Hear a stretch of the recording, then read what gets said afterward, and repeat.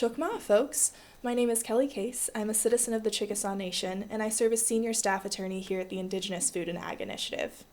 I'm really excited today to be with you to talk about food and agriculture in Indian country. I'm excited to speak with you specifically about some of the extensive history of Indian country and also highlight some of the great work happening in food and agriculture today across Indian country. In the description below, you'll find a link to these slides so you can follow along with us as we move through. In our time together today, I'll give you a brief introduction to my organization. We'll define what Indian country is, talk through some of the major eras of federal Indian policy, and wrap things up by putting it all into context with some contemporary highlights. First, I'll start by telling you a little bit about my organization. The Indigenous Food and Ag Initiative was founded in 2013 by a couple of incredible Indigenous attorneys who saw the need to create and foster subject matter expertise around food and agriculture, specifically in Indian country. Today, we get to work with tribes all across the nation on whatever their food and agricultural goals might be. We foster tribally driven solutions to strengthen tribal sovereignty, specifically through food sovereignty, providing strategic policy and legal analysis, tailored research, culturally grounded education and assistance, and connections to food and agricultural resources to empower generations to come. Before we get started, I want to give everybody the big disclaimer, which is we are speed running history today. We have a very short amount of time together and centuries of history to cover.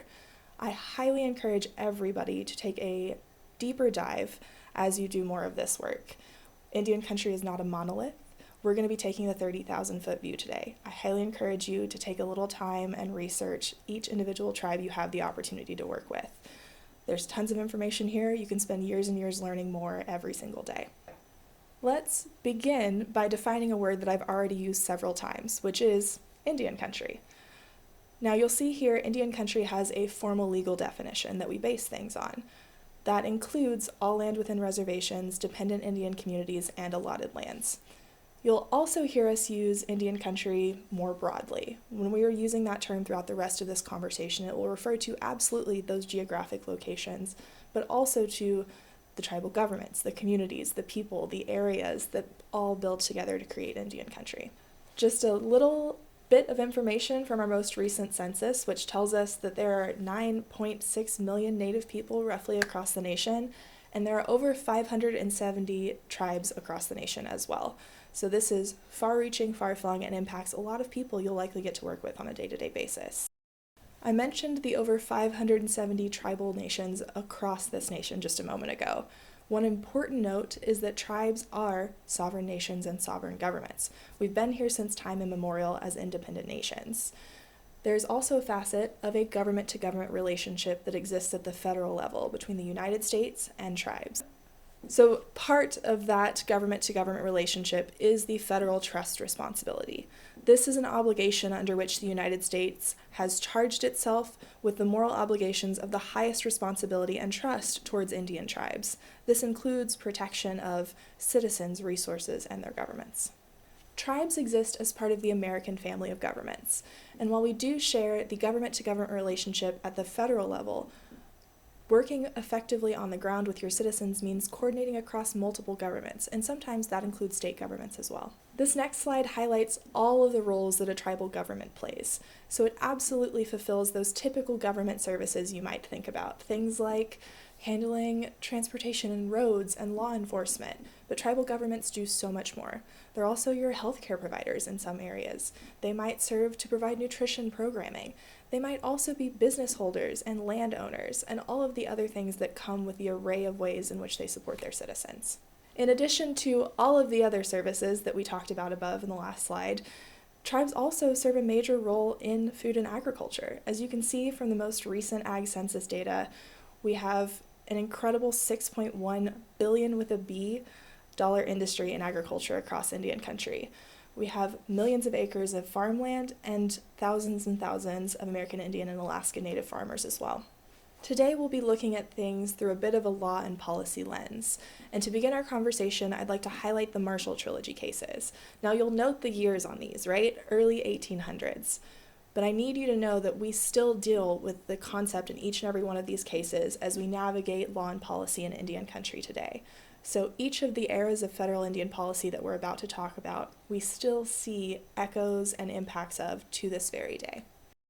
We all know that tribes have existed since time immemorial, but we're going to take a look at these particular eras of federal Indian policy over the last few centuries to help contextualize the impact that policy has had on food and agriculture across Indian country during this time. You'll notice some common themes throughout each of these eras. Those include separation from our land, from our resources, from our traditional food resources, and from one another. Let's begin with pre-contact. Tribes had incredible, robust governance, food and agriculture, and intertribal relationships long before European contact. Next, we see an era of colonialism. Treaties and removal came next. I think removal we can highlight as one of the major points of land loss, an era in which tribes all across the nation were forced off of their traditional homelands, places where they had lived for generations, knew the land, knew the resources, and knew how to steward those land and resources to provide for their people. Next, we have the reservation era, an era in which not only were you removed from your homelands, but told, in fact, you can only remain within these certain reservation boundaries, again limiting your access to outside resources and to relationship building across tribes. Next, we have the allotment and assimilation era. During this time, divestiture of land from tribal nations increased. Not only were we removed from our traditional homelands and then told you could only remain within reservation boundaries, now the land within that reservation boundaries was chopped up and doled out to individual tribal citizens in smaller parcels. Paired with these allotment policies were assimilation efforts. As part of the assimilation efforts, we often saw tribal children removed from their homes and placed in boarding schools. These schools were typically very distant from their homes and their families. In addition to many other impacts, this separation hindered the transfer of knowledge from one generation to the next. Next, we see the reorganization era, marked by the introduction of the Indian Reorganization Act of 1934. Recognizing the disastrous implications of the allotment and assimilation policies, this did some work to freeze those allotment policies in place, but also had implications for tribal governance to this day. The next era we see is termination era. This was an effort to terminate the government-to-government relationship with the United States government that tribes have as part of that federal trust responsibility.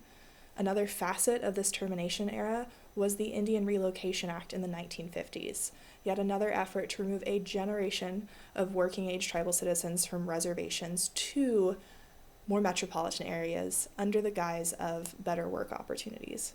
While we do see a separation of generations here and a hindrance of the opportunity to pass along historical knowledge, we also today see thriving metropolitan urban Indian communities in places like Denver and San Francisco, where tribes and tribal citizens from all over the nation come together. After the termination era, we see a hard pivot into the self-determination and self-governance eras.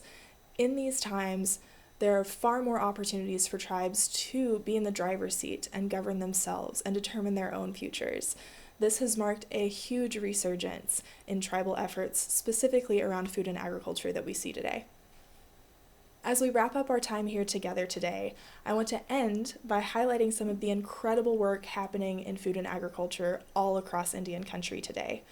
We've seen huge efforts from tribal governments to support their tribal citizens, specifically through food and agriculture in recent years.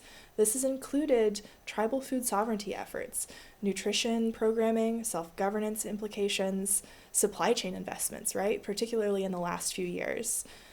Traditional and culturally relevant foods are becoming more and more a part of our diets, and we're spending more time recognizing the traditional ecological knowledge and practices that tribes have known were right for their people, their land, and their resources since time immemorial. We are so incredibly excited to see the great work happening today and hopeful to see what will happen in the future. Thank you for joining us here today to do the fastest Indian Country 101 you might have ever heard. I highly encourage you to check out our additional resources linked on our socials and our website, which is in the description below.